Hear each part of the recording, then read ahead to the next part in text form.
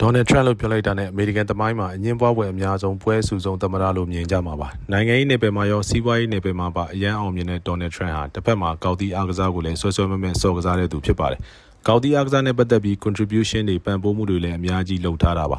ဒါကြောင့်လည်းကောက်တီးအားကစားလောကမှာသူ့ကိုဝေဖန်တဲ့သူမရှိသလောက်နည်းပါတယ်ကောက်တီးသမားတော်တော်များများလည်းသူ့ကိုချစ်ကြပါတယ်နောက်ဆုံးရိုက်ခဲ့တဲ့ Ryder Cup မှာသူကိုယ်တိုင်အမေရိကန်အသင်းကိုကွင်းထဲထိလိုက်ပါအားပေးခဲ့ပါသေးတယ် Live Golf နဲ့ PGA တိုးကြားမှာကြားဝင်ညီနိုင်ပေးခဲ့တာမျိုးတွေလည်းလုပ်ခဲ့ပါတယ်အခုထိတော့အဆင်မပြေသေးပေမဲ့ကောက်တီးအားကစားပေါ်စိတ်ဝင်စားမှုနဲ့နားလည်မှုအရှိဆုံးသမ္မတဆိုလည်းမမှားပါဘူးသူ့အရင် Bill Clinton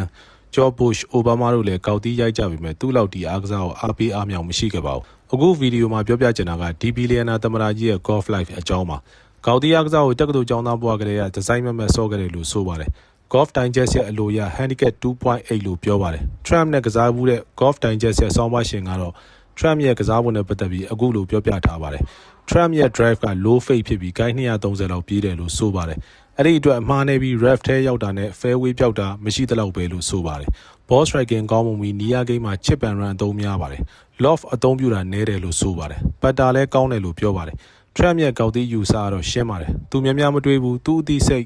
instinct ကလာတဲ့အသည့်နဲ့ပဲရိုက်တယ်လို့ဆိုပါတယ်ဆိုလိုတာက John Daly တို့လို free player တယောက်ပါပဲသူအသက်68နှစ်မှာ golf round ကို score 80လောက်ရိုက်ခဲ့တယ်လို့ဆိုပါတယ်သူနဲ့လှုပ်ကြံခံရတဲ့ဂျပန်ဝန်ကြီးချုပ်ရှင်ဇိုအာဘေးတို့ဟာနှစ်ယောက်စလုံးကောက်တီးကိုဆွဆွမြဲမြဲကစားကြတဲ့သူတွေပါတယောက်နဲ့တယောက်လည်းအတော်ရင်းနှီးတဲ့ဆက်ဆံရေးရှိကြတာပါ Trump Organization ကဘာအနှံ့ကောက်ကွင်းပေါင်း18ကွင်းပိုင်ဆိုင်ထားပြီးကောက်တီးအားကစားဟာရင်းနှီးမြုပ်နှံလို့ကောင်းတဲ့စီးပွားရေးအဖြစ်ရှုမြင်ထားသူဖြစ်ပါတယ်အရှေ့တောင်အာရှမှာတော့အင်ဒိုနီးရှားမှာအကောင့်တွေပေါ်နေတယ်လို့သိရပါတယ်နောက်ဆုံးဖွင့်ခဲ့တဲ့ကွင်းကဒီ2025မှာပဲစကော့တလန်က